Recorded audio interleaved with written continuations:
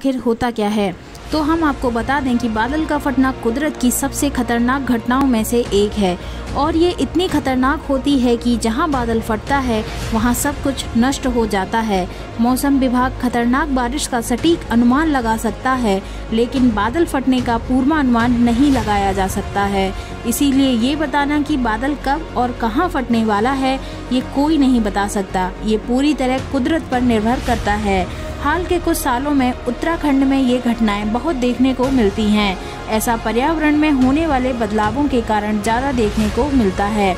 लेकिन ये बादल का फटना होता क्या है और ये कैसा दिखता है, चलिए समझते हैं। मानसून में जो हम बादल देखते हैं असल में वो पानी से भरा गुब्बारा होता है, लेकिन इसमें पानी ठोस या द्रव अवस्था में नहीं बल्कि भाप अवस्था में होता है। बादल फटने की स्थिति में ये भाप रूपी करोड़ों गैलन पानी कुछ ही मिनटों में एक ही स्थान पर गिर जाता है।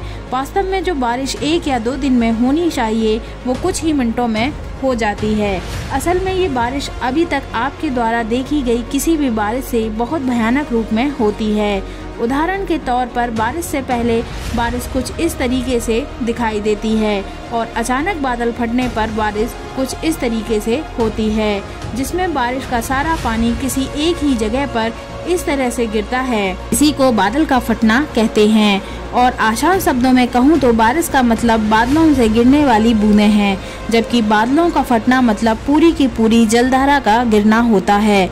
अक्सर बादल फटने की घटनाएं हिमालय के अंदरूनी पहाड़ियों में होती हैं, क्योंकि जब बादल हिमालय में प्रवेश करते हैं तो ऊंचे ऊंचे पहाड़ों के बीच घाटियों में फंस जाते हैं और परत दर परत बादल इकट्ठे होते रहते हैं।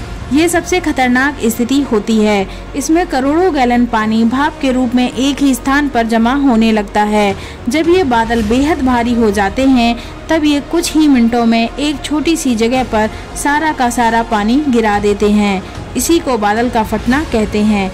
इसके कारण उस क्षेत्र में अचानक प्रलयकारी बाढ़ आ जाती है और ये बाद में रास्ते में पड़ने वाली हर एक चीज को तहस नहस करती हुई गुजर जाती है। उदाहरण के तौर पर केदारनाथ तबाही तो आपको याद ही होगी और अब अमरनाथ में भी कुछ ऐसा ही हुआ है।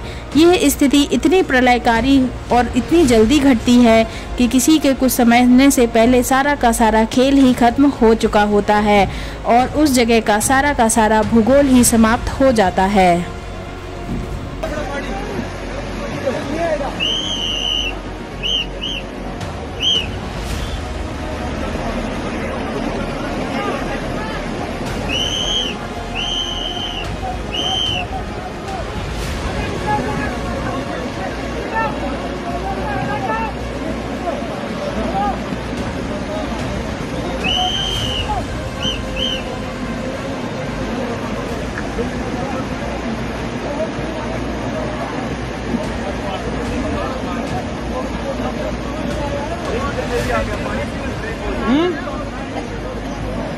पानी देखो कहाँ से इधर से